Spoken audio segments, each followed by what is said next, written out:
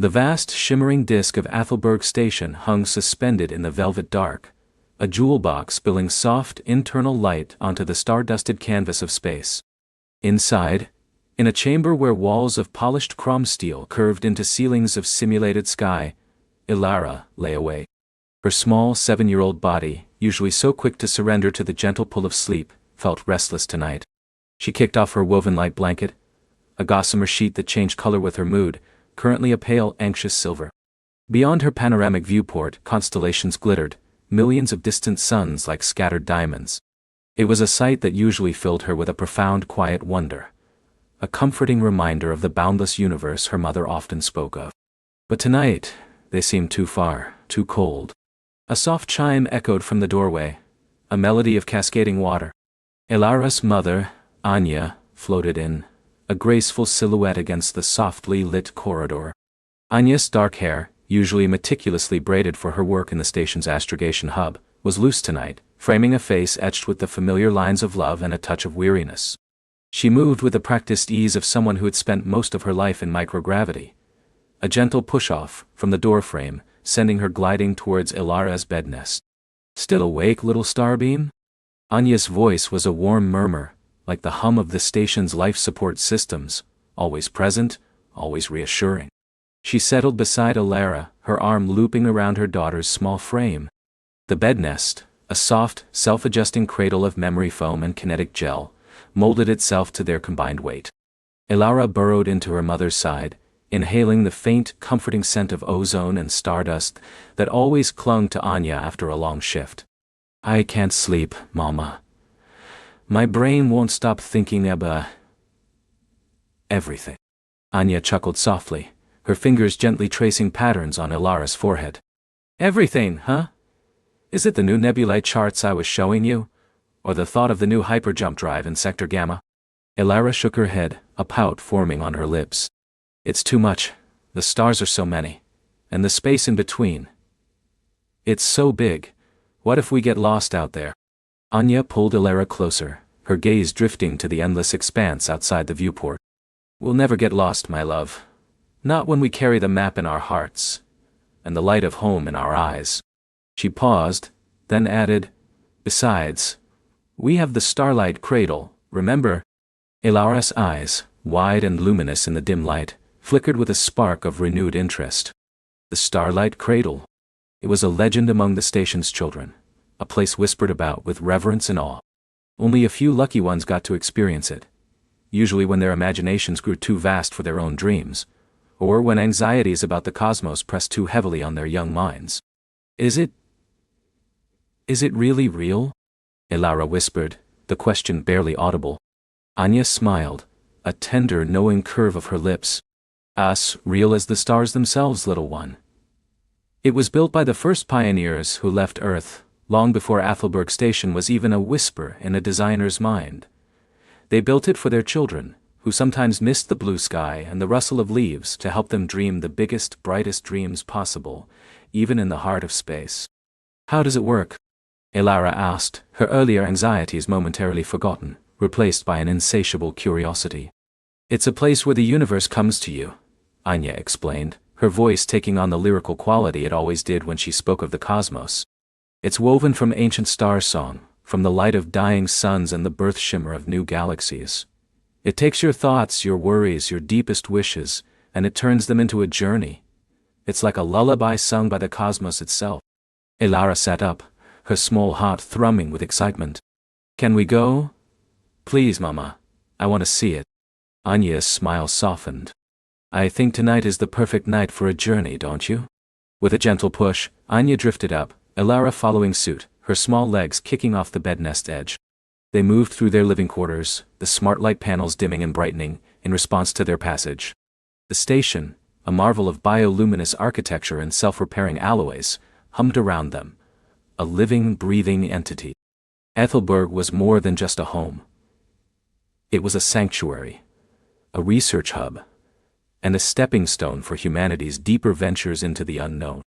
Its vast rotating rings created a comfortable artificial gravity, allowing for sprawling biodomes where actual trees grew, and rivers flowed, a stark contrast to the stark beauty of the void outside. They glided through a hydroponics bay, the air thick with the scent of earthy soil and ripening syntha fruit. Bioluminescent mosses glowed softly on the walls, casting a verdant light.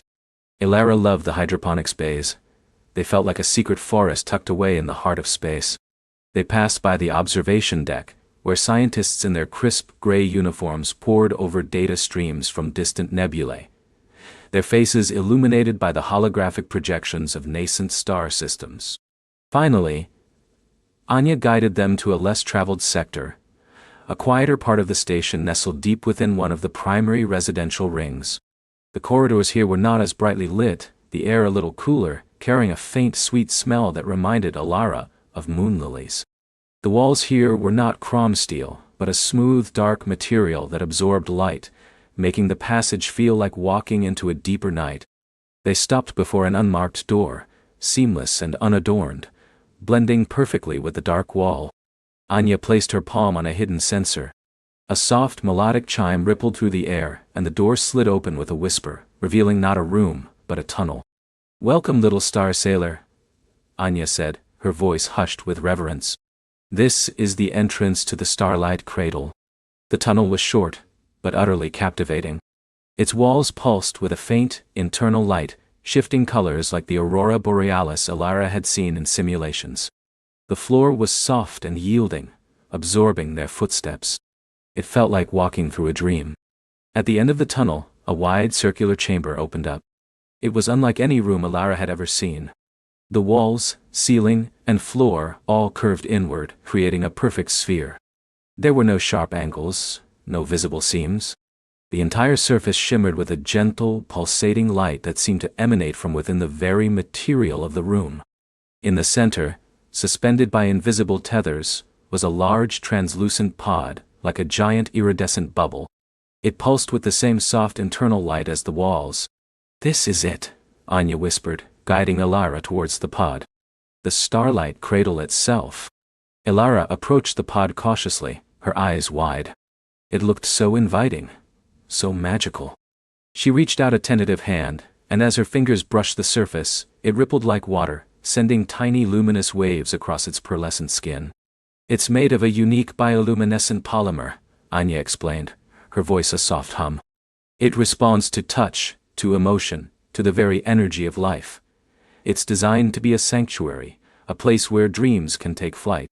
A section of the pod's surface shimmered, then melted away, forming an opening. Inside, the space was surprisingly vast, large enough for both of them to enter comfortably. The interior was a swirling nebula of soft, shifting colors, like gazing into the heart of a cosmic cloud. The air inside felt different, warmer, imbued with a gentle, calming fragrance that reminded Elara of warm milk and ancient forests. Anya helped Elara float inside. The moment they entered, the opening sealed behind them, not with a click or a hiss, but with a silent flowing reintegration of the material. They were enveloped in a cocoon of light and warmth. There was no sense of being trapped, only of being utterly protected. "Lie back, little one," Anya instructed, her voice a barely audible whisper now, as if the room itself encouraged hushed tones. "Let the cradle hold you." Elara lay on the yielding floor of the pod, which gently conformed to her body, cradling her as if she were weightless. Anya lay beside her, her arm once again around Elara. Above them, the swirling colors intensified, deepening into rich purples, blues, and golds. Tiny pinpricks of light began to appear, growing brighter, resolving into distinct stars. "The cradle harvests ambient starlight," Anya explained, her words sounding distant, dreamlike. "It funnels it through a network of quantum conduits, translating the energy of distant suns into light, sound, and even subtle vibrational frequencies that resonate with the human brain. It doesn't just show you the stars, Elara. It lets you feel them." As Anya spoke, a gentle, rhythmic pulsing began to emanate from the pod's walls. It was a soft, deep thrum, like the slow, steady beat of a giant heart. Elara felt it in her chest, in her very bones. It was profoundly calming. Then, the true magic began. The entire interior of the pod dissolved. No longer were they in a room, but in the vast open expanse of space. Above them, below them, all around them, was the universe. Thousands upon thousands of stars, each one a distinct, shimmering point of light, stretched into infinity. They weren't projections on a screen, they were Elara. Elara felt as though she was floating in the absolute center of the cosmos, suspended in a pocket of perfect stillness. Nebulae, vast clouds of cosmic dust and gas, drifted past like ethereal paintings.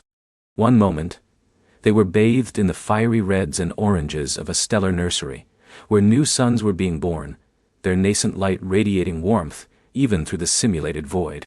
The next, they were gliding through the cool silent blue of a galaxy's spiral arm, the distant glow of billions of stars forming a majestic river of light.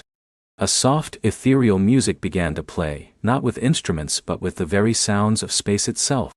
The whisper of solar winds, the distant crackle of a pulsar, the deep thrum of gravitational waves, all woven together into a symphony that resonated with a profound sense of peace and wonder.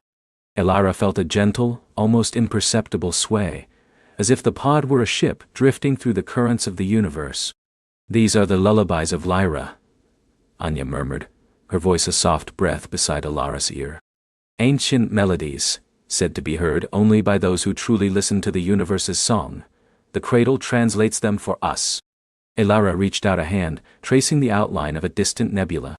It felt so real, so tangible, yet utterly untouchable. She felt no fear, no anxiety, only an overwhelming sense of belonging. The vastness that had so recently intimidated her now felt like a warm, enveloping embrace. She watched as a comet, its tail streaming like a silver ribbon, arced gracefully across the blackness. She saw a binary star system, two suns dancing in an eternal embrace, their light intertwining in a mesmerizing ballet. She saw the ghost of a supernova, a faint expanding shell of gas and dust, a cosmic memorial to a star that had lived and died in a spectacular burst of glory. Anya's arm around her felt like an anchor in this sea of stars. "Every star has a story, Elara," she whispered. "Every planet a secret, and every dream, a path to discovery." Elara closed her eyes, letting the simulated starlight wash over her. She could feel the subtle shifts in temperature, the faint, almost imperceptible vibrations that mirrored the cosmic energies. When she opened them again, they were not just seeing the stars but feeling them. It was as if the universe itself was breathing around them. Suddenly, a new sight appeared. Not a star or a nebula, but something subtly different. It was a faint, almost translucent shimmer, far off in the distance, unlike anything else the cradle had shown her. It looked like a ripple in the fabric of space itself, a delicate, ethereal curtain of light that pulsed with an unusual, almost inviting rhythm. It wasn't a star, nor a galaxy. It was a patch of space that seemed to be listening. Elara pointed, her finger trembling slightly. "Mama, what's that?" Anya followed her gaze. Her eyes, usually so quick to identify every celestial object, narrowed slightly. She murmured, a trace of curiosity in her voice. "I don't recognize that formation.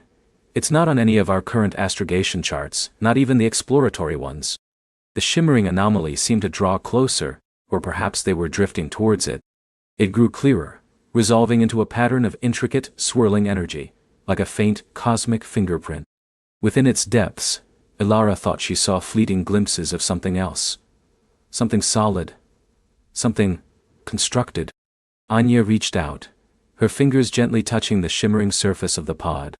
The universe around them seemed to pause, the cosmic symphony quieting to a soft hum. The anomaly, however, continued to pulse, its light growing a fraction brighter, its rhythm a little more insistent, as if calling to them. "It's beautiful," Elara whispered, captivated. A strange pull, a gentle yearning, tugged at her heart. She felt as though she had seen this place before. In a dream she couldn't quite remember. Anya's brow furrowed, a thoughtful expression on her face. "It certainly is, little one. And quite mysterious. The cradle is usually programmed with known celestial data, or recreations of historical events. To project something entirely unknown, that's highly unusual."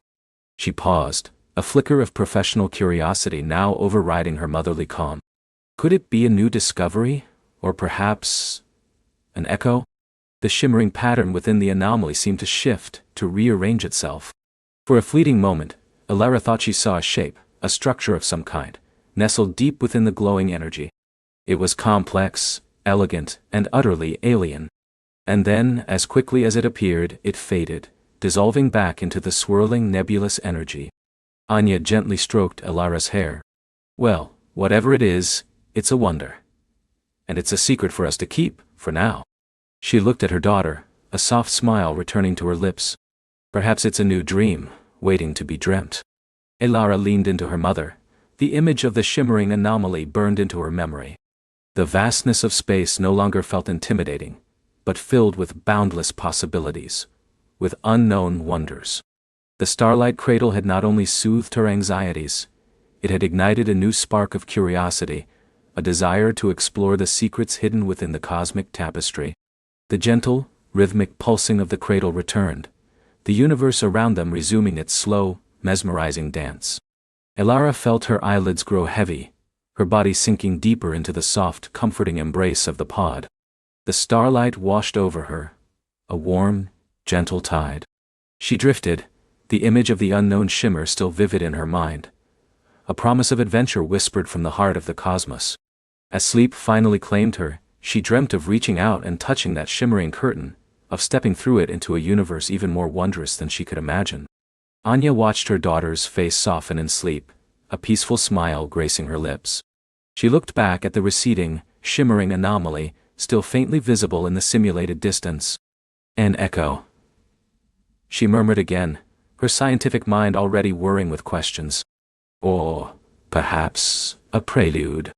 The Starlight Cradle continued its gentle work, weaving dreams from starlight, lulling its precious cargo into a deep, restorative sleep, while subtly, almost imperceptibly, planting the seeds of a cosmic mystery.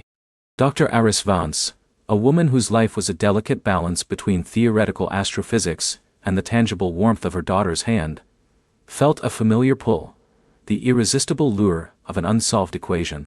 The Starlight Cradle, a marvel of bioluminescent engineering and neural interface technology, hummed softly, its gentle vibrations a lullaby to both mother and child. But beneath that peaceful hum, Iris sensed a new frequency, a resonant chord struck by the fleeting anomaly. She moved with practiced grace, her movements fluid despite the intellectual whirlwind in her mind. Her fingers, usually poised over quantum particle simulators or holographic stellar maps, now danced across the cradle's primary interface. The console, usually a deep, tranquil blue, shimmered with a faint, residual iridescence, the ghost of the anomaly's light.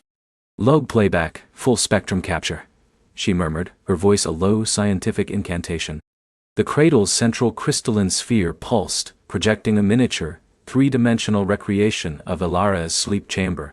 The shimmering anomaly reappeared, a delicate ripple of light and impossible color, receding into the simulated cosmic backdrop. Iris zoomed in, her brow furrowing. The Starlight Cradle was more than just a bed.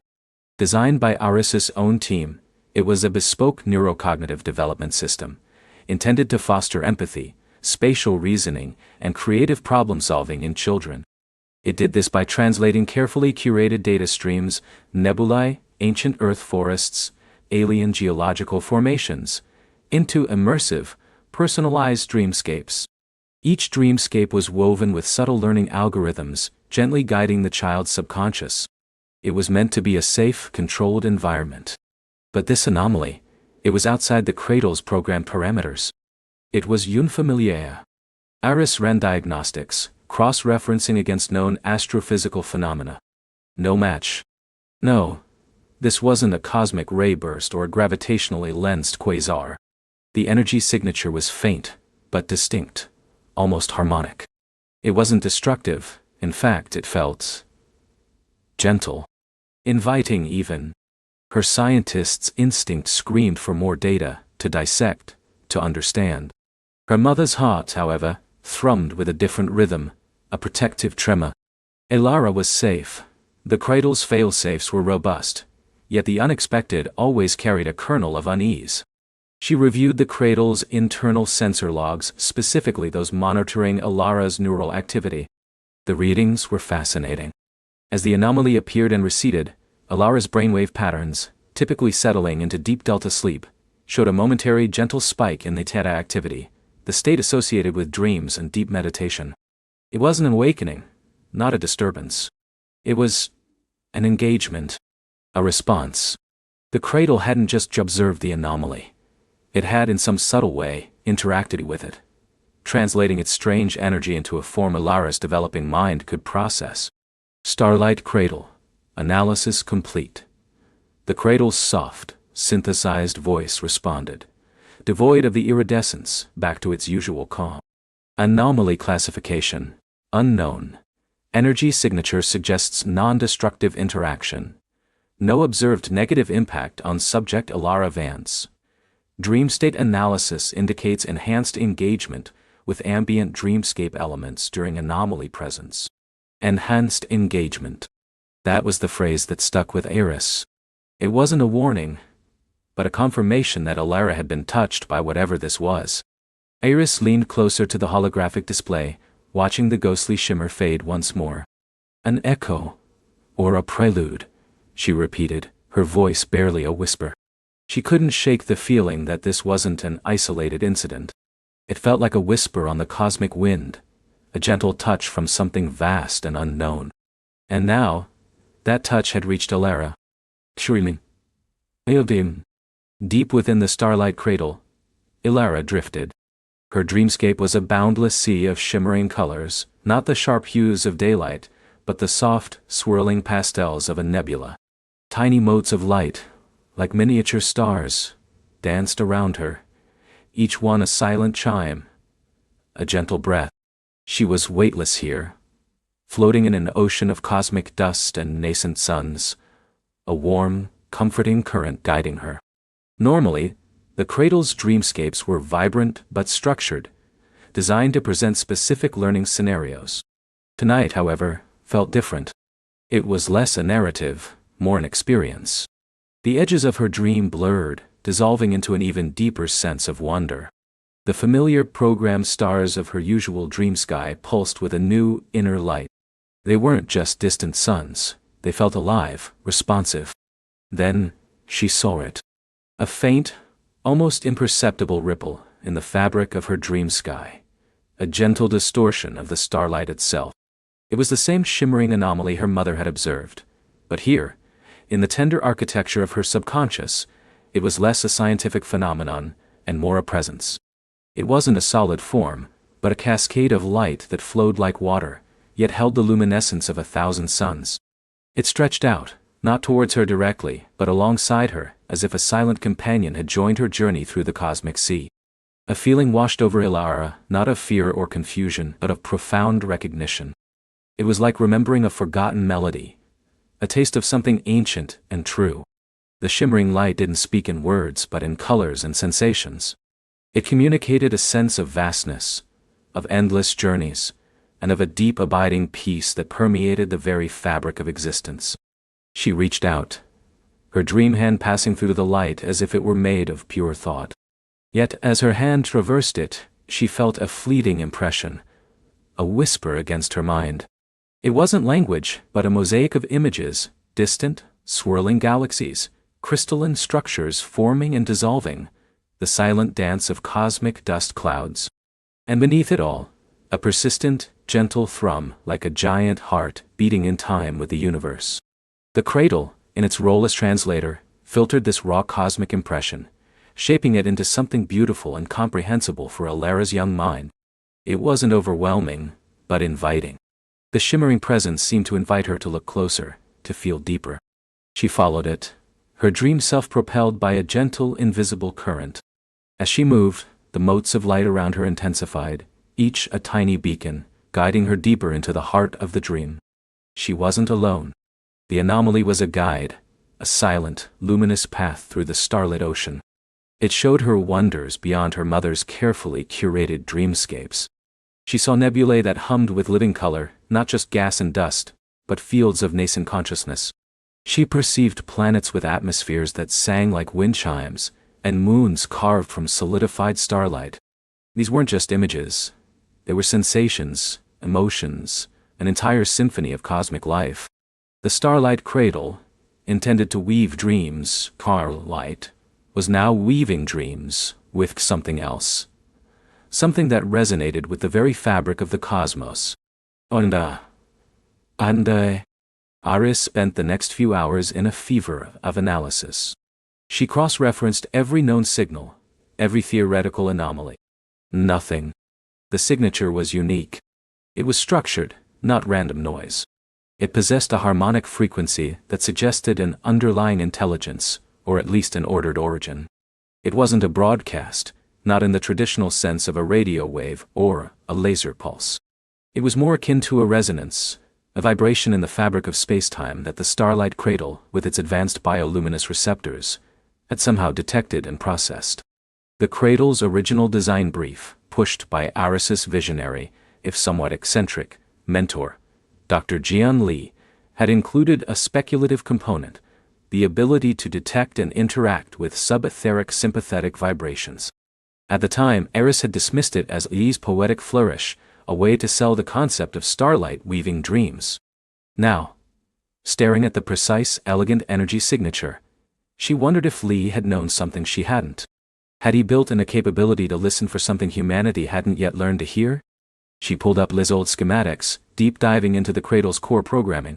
There, buried within layers of neural interface algorithms and biofeedback loops, she found it, a dormant module, labeled Sympathetic Resonance Array. It was inactive, requiring specific input parameters to trigger. Iris had always assumed it was a placeholder for future research, a theoretical function. Now, it was clear.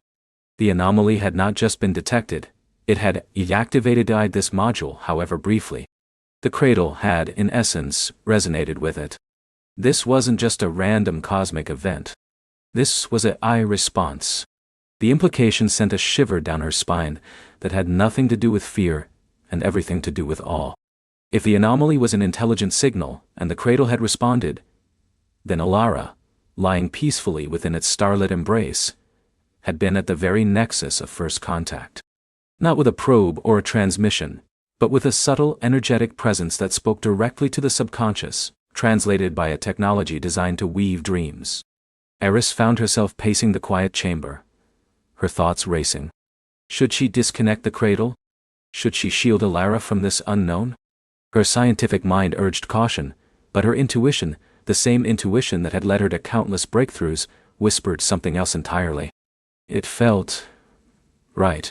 There was no aggression, no threat in the data. Only a profound sense of inquiry, a gentle invitation. She looked back at Elara, her daughter's face serene, a faint smile still playing on her lips. Whatever Elara was experiencing in her dreams, it was clearly not disturbing her. In fact, her theta activity, even hours later, remained unusually elevated, indicating an exceptionally deep and immersive dream state. What if this prelude wasn't meant for her, the scientist, but for Elara, the child? What if the universe was speaking to the next generation, to minds unburdened by preconceived notions and scientific dogma? Iris made a decision. She would not disconnect the cradle.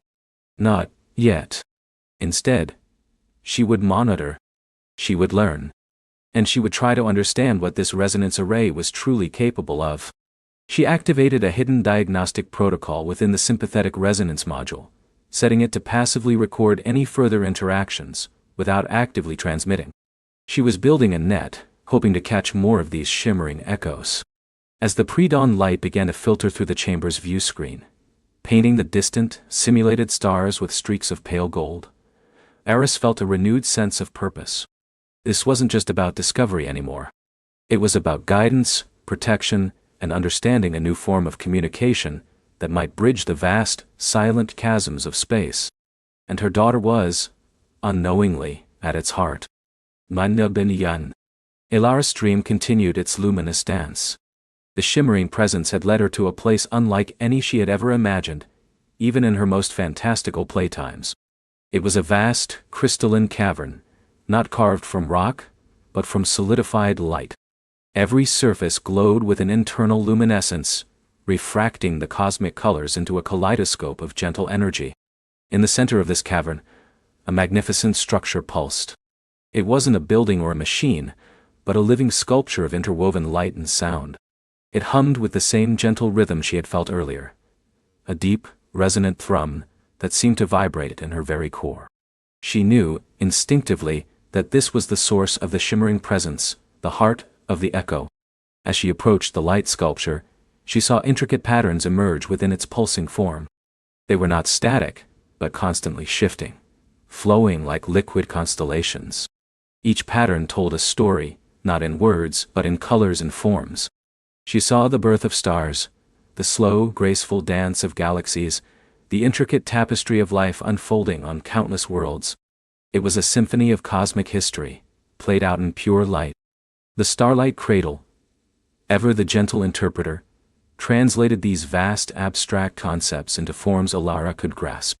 The birth of a star became a burst of golden light, like a flower blooming. The evolution of a galaxy was a slow, majestic spiral of colors, each thread a different story.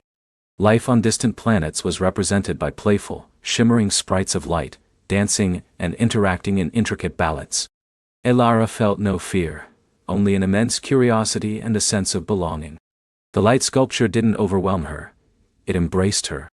It felt like a warm, loving presence, ancient and wise, sharing its memories, its knowledge, its very essence. She understood without words that this was a form of communication, a way to share the universe's stories. The anomaly wasn't just an echo. It was a librarian, a storyteller, its books written in starlight. She spent what felt like an eternity there, absorbing the silent narratives. She saw worlds where plants communicated through color song, where sentient gas giants drifted through nebulae of thought, where beings of pure energy sculpted new realities from cosmic dust. Each vision was a gentle lesson, a broadening of her young mind, planting seeds not just of knowledge, but of wonder, empathy, and a profound connection to the vastness around her. The shimmering presence, her silent guide, remained by her side, a constant, comforting companion. It seemed to encourage her to explore, to question, to simply be within this incredible space. It was teaching her to listen with more than just her ears, to see with more than just her eyes. It was teaching her to feel the universe. As the dream began to subtly shift, signaling the approach of morning, the light sculpture's patterns grew softer, its hum a more distant lullaby. The crystalline cavern began to dissolve, returning to the boundless sea of swirling pastels.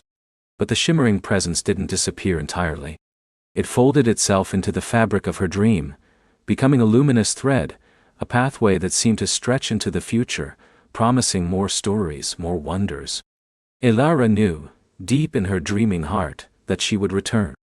Then, Aris, despite her exhaustion, found herself drawn back to the cradle's interface as the first true light of dawn kissed the simulated horizon. The passive resonance array had recorded something.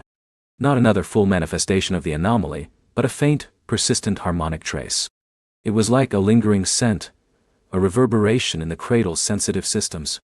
She downloaded the data, converting the raw energy signatures into visual and auditory representations. What she saw and heard sent a fresh wave of awe through her. The visual representation was a series of intricate flowing patterns, reminiscent of ancient symbols, but constantly morphing, alive. The auditory component was a soft, melodic hum, a chorus of faint, otherworldly tones that resonated deeply within her.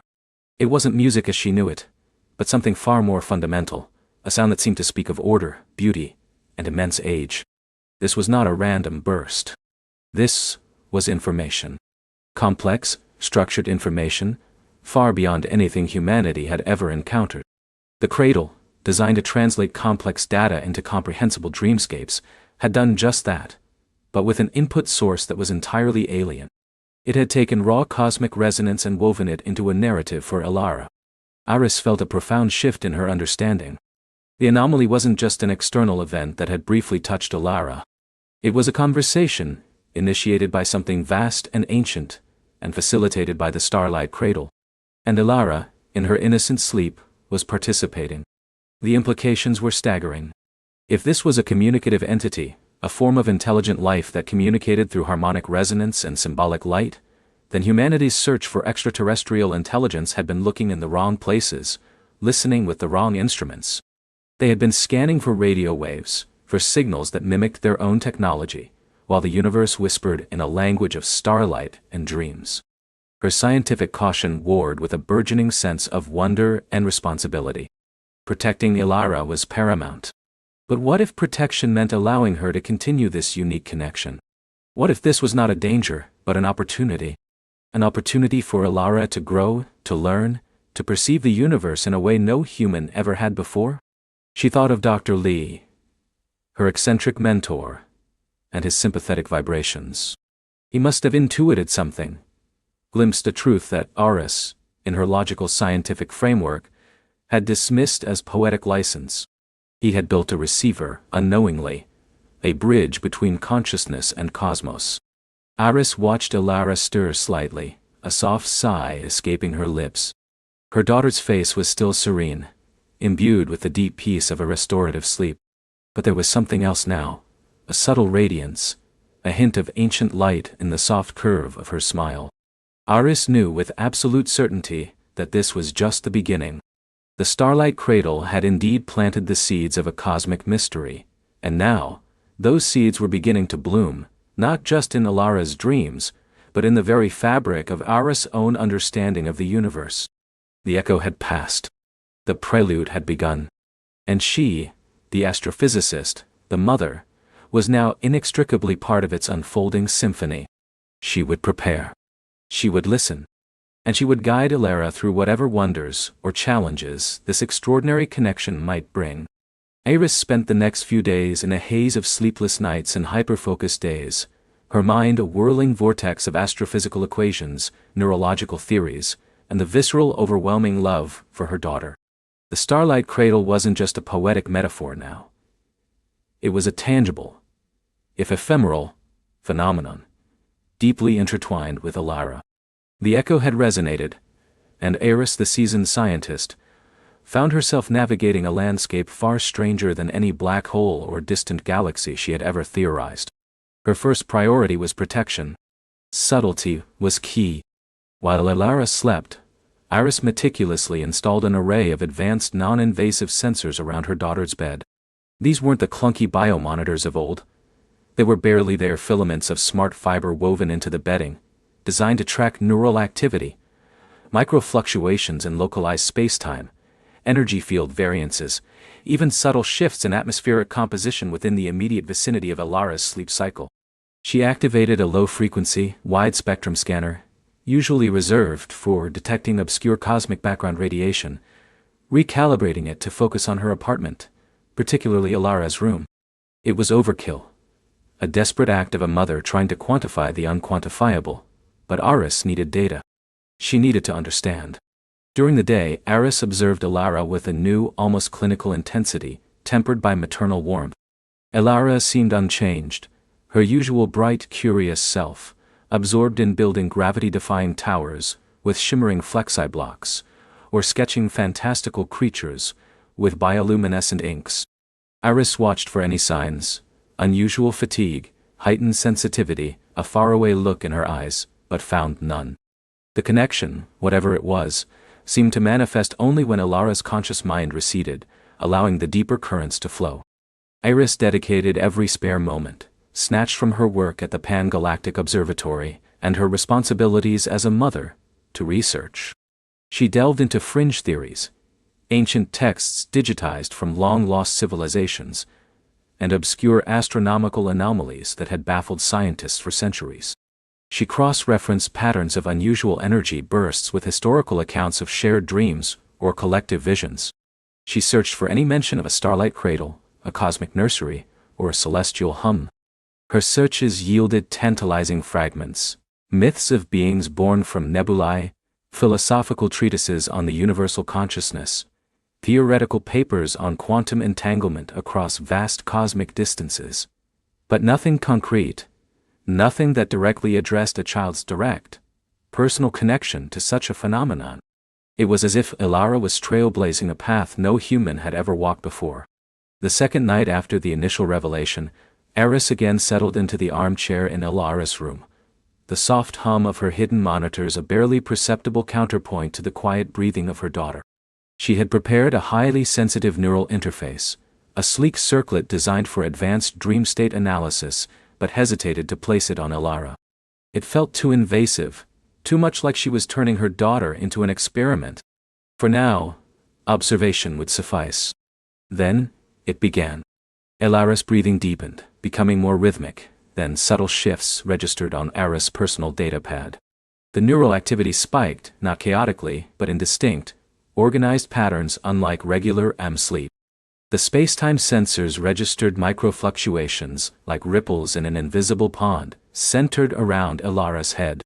And the wide-spectrum scanner picked up something else.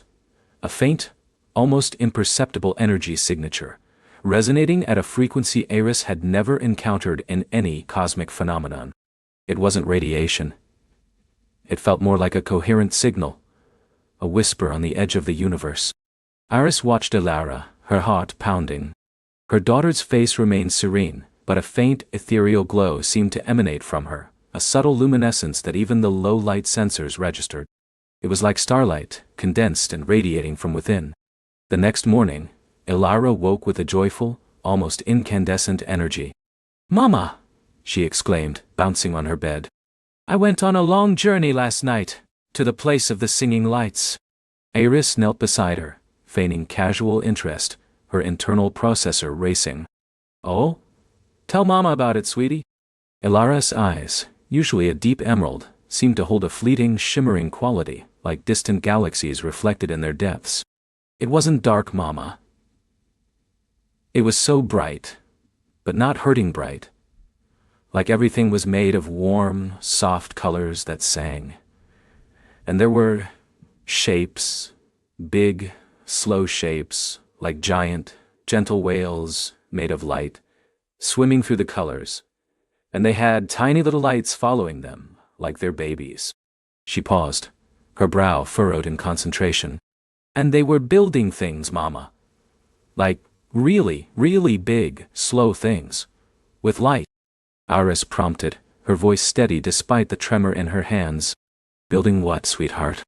"I don't know," Elara confessed, a touch of frustration in her voice. "Too big to see all of it. But it felt important, like it was for everyone. And it made a sound, Mama.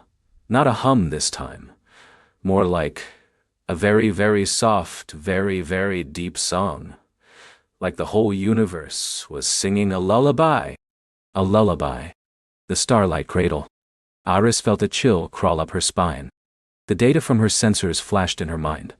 The unique energy signature, the space-time ripples, the organized neural patterns. Elara wasn't just dreaming. She was experiencing. She was a conduit, a receiver, perhaps even an observer in a cosmic construction project. Over the next few weeks, Elara's journeys became a nightly occurrence. Each morning, she would recount fragments, growing clearer, more detailed. The singing lights were a constant, but the shapes evolved. Sometimes they were vast, shimmering constructs of pure energy, moving with an impossible grace. Other times, they were intricate patterns, like living fractals that reconfigured themselves with silent purpose. Elara described feeling a sense of immense calm, boundless curiosity, and a profound connection to everything she witnessed. There was no fear, no anxiety, only wonder.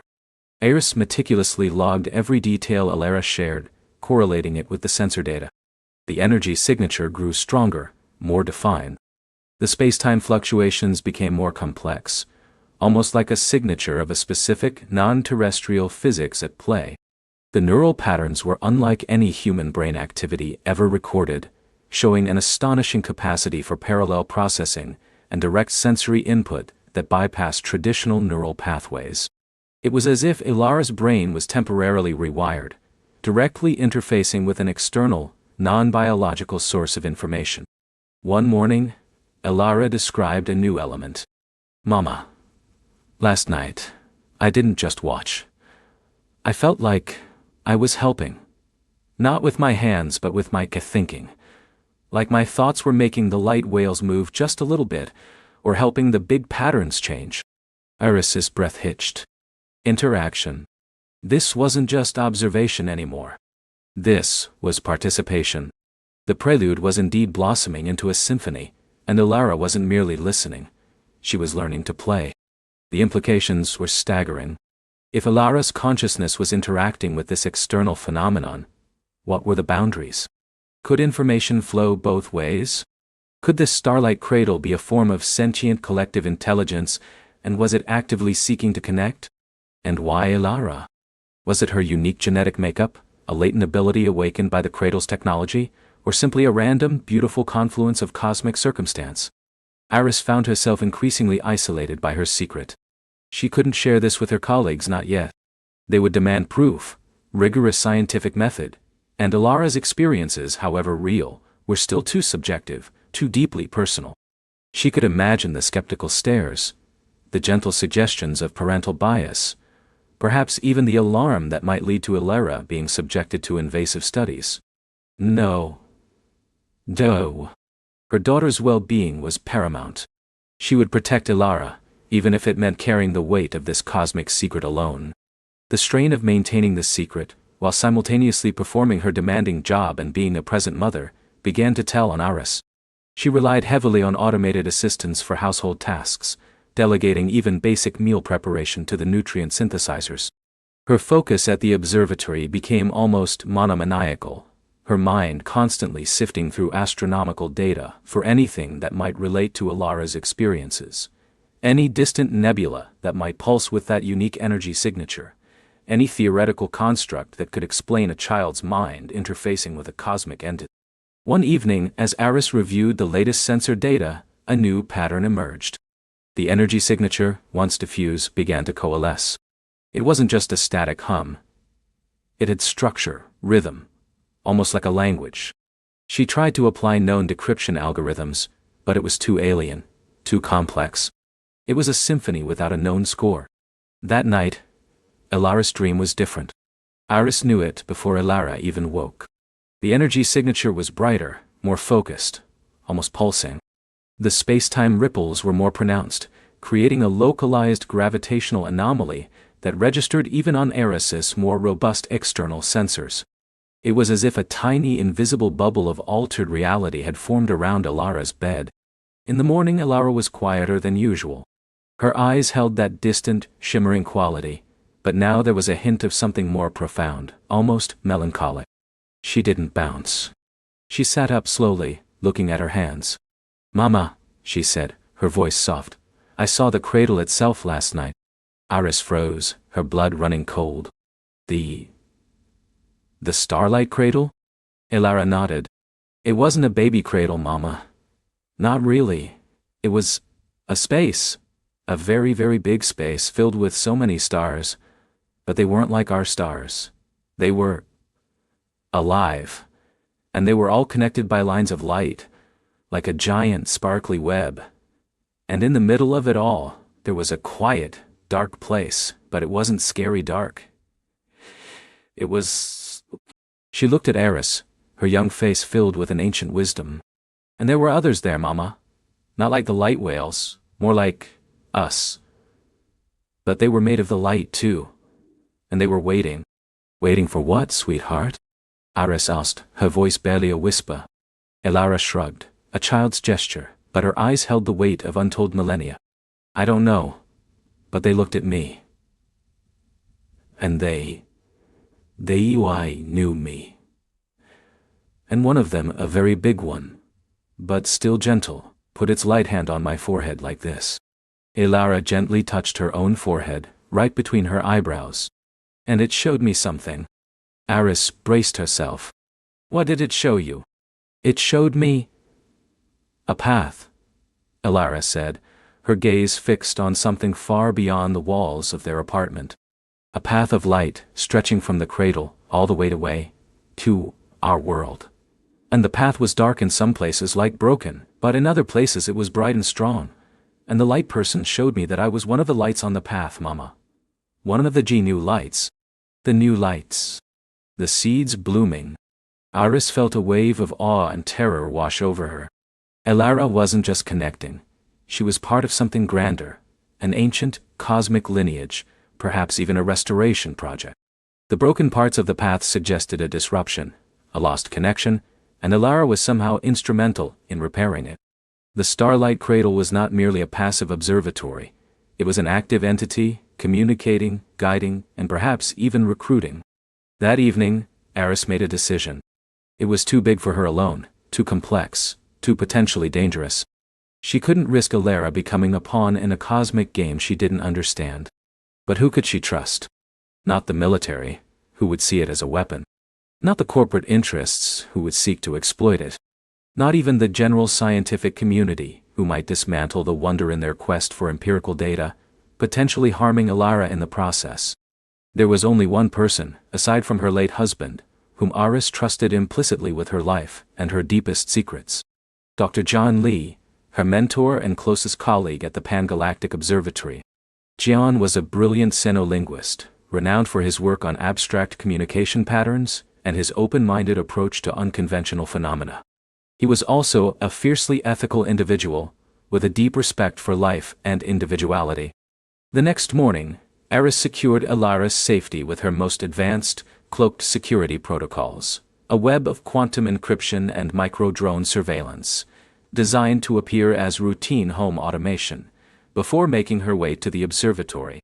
Her heart pounded with a mixture of apprehension and relief. Jian's office was a comforting chaos of holographic star charts, ancient alien artifacts, and stacks of data crystals. He looked up, his kind eyes narrowing slightly as he saw the strain etched on Iris's face. "Iris, my friend, you look like you've been wrestling with a supernova."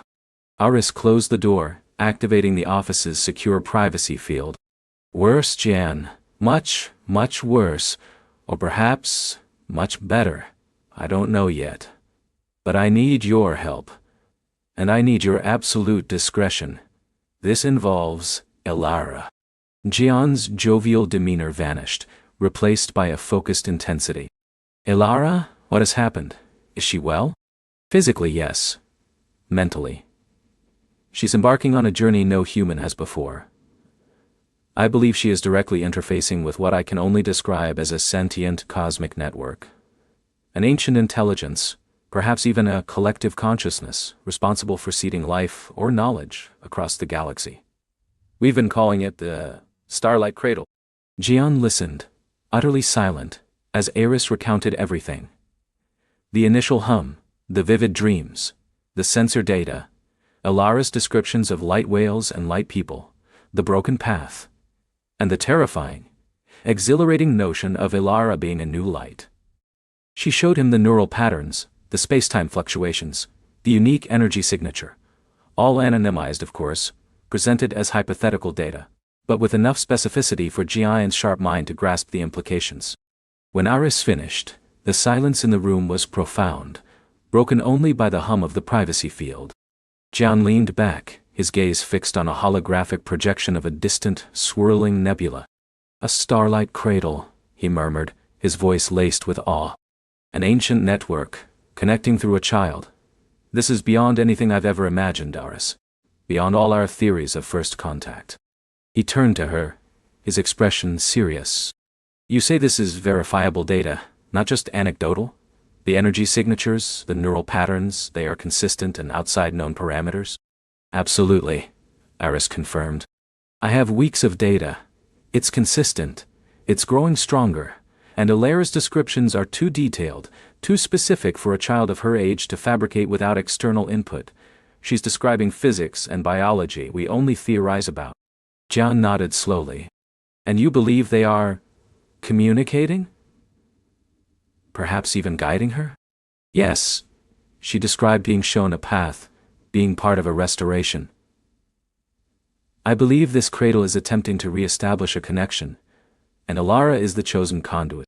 "Chosen," Jian repeated, a thoughtful frown on his face.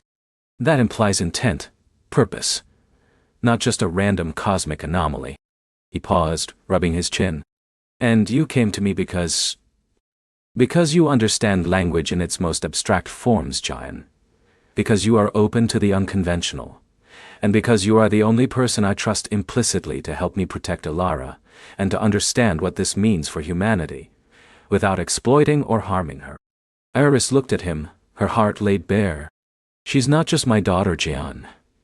She might be humanity's first direct link to something truly ancient and profound. We have to be careful." Jian stood up, walked to the window, and gazed out at the cityscape, the futuristic towers reaching for the heavens. "You are right to be cautious, Iris. This is a game changer. If this cradle is as old and powerful as you suggest, its intentions, even if benign, could reshape our understanding of existence itself, and a child as its primary interface, the vulnerability is immense. He turned, his eyes alight with a mixture of wonder and profound responsibility. Show me the full data, Aris. Everything. We will build a secure, isolated analysis suite. We will treat this with the utmost scientific rigor and the deepest respect for Elara's safety and autonomy. We will listen to this symphony, Aris. And together, we will try to understand its score. The partnership began. Gian, with his unparalleled understanding of xenolinguistics and his ability to discern patterns in seemingly random noise, proved invaluable. He approached the energy signature not as a physical phenomenon to be measured, but as a potential language to be decoded. He theorized that the space-time fluctuations in neural patterns were not just side effects, but integral components of the communication, forming a multi-dimensional lexicon. They set up a heavily shielded, quantum-encrypted lab beneath the observatory, accessible only by them. Iris continued her nightly vigil with Elara, carefully recording every nuance, every new detail Elara shared.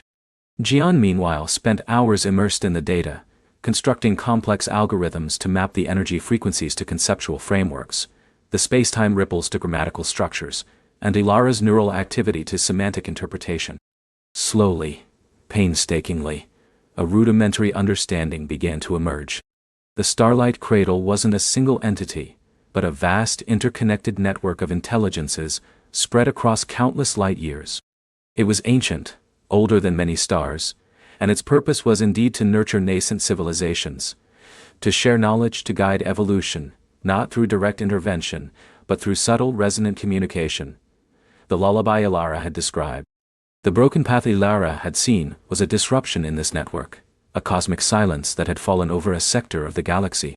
And Elara, for reasons yet unknown, was uniquely attuned to re-establish that connection. She wasn't just receiving, she was broadcasting too, however unconsciously. Her nascent consciousness was like a tuning fork, resonating with the cradle's song, and in doing so, amplifying it, making it audible once more. One evening Elara described a particularly vivid dream. "Mama, they showed me a picture. A very, very big picture of a place. It was like a giant garden, but instead of flowers, there were planets, all different colors, and they were all connected by shimmering bridges of light, and the light people were tending to them, making sure they grew properly. But one part of the garden was dark, and they looked at me, and they looked." Iris shared this with John. He worked through the night, cross-referencing Elara's description with their fledgling decipherment of the cradle's language. The next morning John called Iris, his voice trembling with excitement and awe. "Iris, I think I've found it. Or at least a part of it. The garden Elara saw. I believe it's a map. A cosmic map. And the dark part she described, the sector with the broken bridges.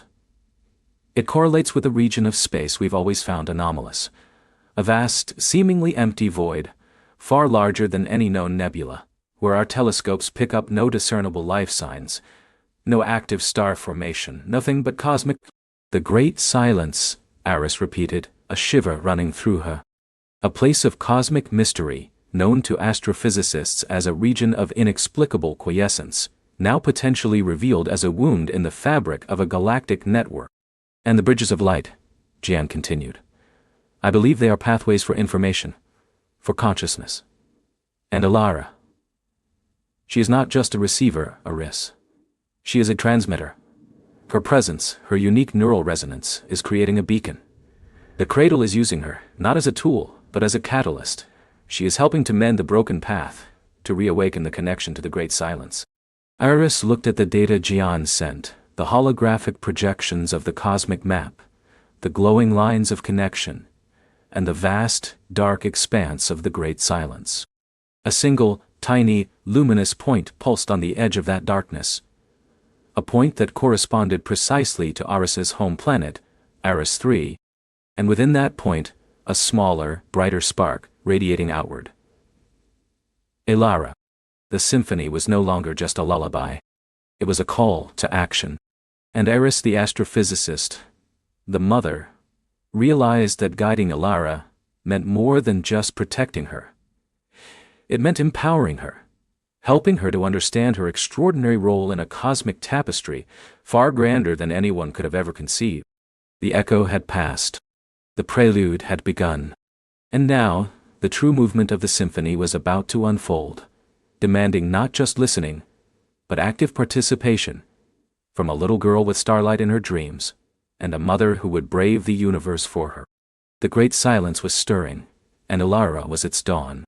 Lyra felt it first, a subtle shift in the very fabric of their hidden sanctuary, a ripple not of air, but of pure possibility. The starlight filtering through the viewport of their orbital haven seemed to pulse with a softer, more insistent glow. Elara, curled in her sleep pod, stirred. Her eyelids fluttered, revealing eyes the color of twilight, now shimmering with an uncharacteristic lucidity. She wasn't fully awake, but she wasn't truly asleep either. She was somewhere in between, a dream state where the cosmic symphony was beginning to play its first soft notes. "Mama?" Elara's voice was a whisper, laced with the wonder of a new discovery. "It's singing." Lyra knelt beside the pod, her heart a drum against her ribs. Fear mingled with an exhilarating surge of purpose. She touched Elara's forehead, feeling a faint warmth, a resonance she'd never detected before. "What is singing, my love?" "The quiet," Elara mumbled, a small knowing smile playing on her lips. "It's not quiet anymore." Lyra's gaze swept across the sleek minimalist controls of their living space. This wasn't just a home. It was a highly advanced vessel designed for stealth and long-duration deep space travel. Her own father, a rogue xenolinguist, had built it, leaving behind cryptic data and an even more cryptic child for Lyra to protect. Now, his legacy was calling. "Aura," Lyra murmured, activating the ship's integrated AI coin. A soft holographic shimmer coalesced from the console, forming a serene, sapphire-blue sphere. "Scan Elara."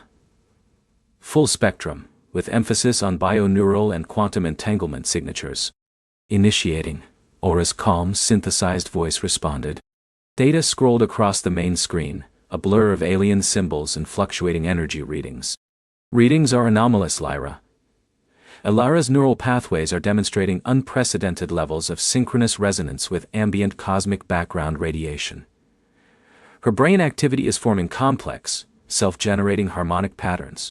Lyra understood. Elara wasn't just hearing the symphony, she was attuning to it. She was becoming a part of it. Over the next few weeks, the prelude deepened. Elara, guided by an instinct Lyra could only marvel at, began to interact with the ship in ways Aura had never predicted. She traced patterns on the console with her tiny fingers, and without conscious command, the ship's grav drives would hum with a new frequency, or the long-range scanners would pinpoint an uncharted nebula. She wasn't controlling the ship with commands, she was resonating with its core, guiding it with the nascent melodies of the great silence. Lyra, ever the protector, became her daughter's devoted student. She deciphered Elara's intuitive actions, translating them into navigational data, into energy signatures, into the very language of the cosmos. Aura, constantly learning, provided context. The great silence, it revealed, was not an absence, but a dormant state of universal consciousness. Eons ago, all sentient life, all cosmic phenomena, had resonated in perfect harmony, a vast interconnected symphony of existence. But a cataclysmic cosmic discord, an event lost to time, had shattered this unity, leaving behind pockets of isolated struggling civilizations and a universe that had forgotten its song. Elara was a resonator, a being born with the unique ability to re-establish these lost connections. She was the dawn, not just of a new day, but of a new cosmic age. Their journey began, led not by stars and maps, but by Elara's hums and whispers. The Stardust Cradling, as Lyra had named their ship, traversed nebulae that pulsed like cosmic heartbeats, skirted black holes that sang deep resonant bass notes, and danced through asteroid fields that chimed with crystalline melodies. Lyra taught Elara about the stars, about the fragile beauty of life, about the responsibility of great power. She showed her ancient holographic records of the discord, swirling chaos, fragmented light, and the agonizing silence that followed. "The universe is like a very big orchestra, Mama. Elara explained one evening, her eyes fixed on the distant swirling galaxy. And forgot its music. I just have to help it remember. Their destination, revealed through Elara's subconscious guidance, was a place known only as the Echo Chamber in ancient lore, a nexus point hidden deep within the galactic core, where the last vestiges of the universal harmony were believed to still whisper. It was a place no ship, no probe, had ever reached due to its impenetrable energy fields and the chaotic space-time distortions surrounding it. Aura, can we penetrate the core's defenses? Lyra asked, her voice tight with apprehension as the sensors screamed warnings. The echo chamber pulsed ahead, a colossal sphere of vibrant, shifting energy, both terrifying and beautiful. Negative, Lyra, our shields will fail. The gravitational shear alone would tear us apart. Elara, however, was humming.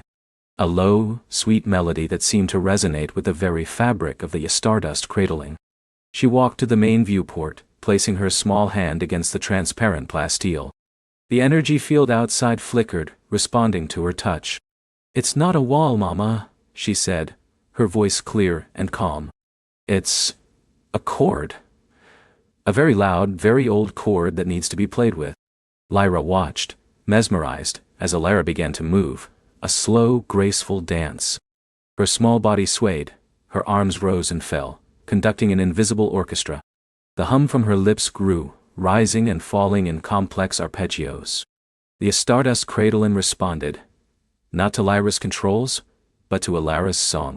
The ship began to weave through the chaotic energy fields, each movement a delicate counterpoint to the cosmic discord. The shrieking alarms on the console softened, then faded, replaced by the ship's own harmonious hum, echoing Elara's tune. They entered the echo chamber. It wasn't a chamber at all, but an infinite expanse of pure, shimmering light. Galaxies spun like motes of dust in the distance, but here, there was only light, sound, and sensation. Lyra felt an overwhelming sense of connection, a warmth spreading through her being, an understanding that transcended words. She saw the echoes of every star, every life, every thought that had ever been. Elara stood at the heart of it, bathed in the radiant glow.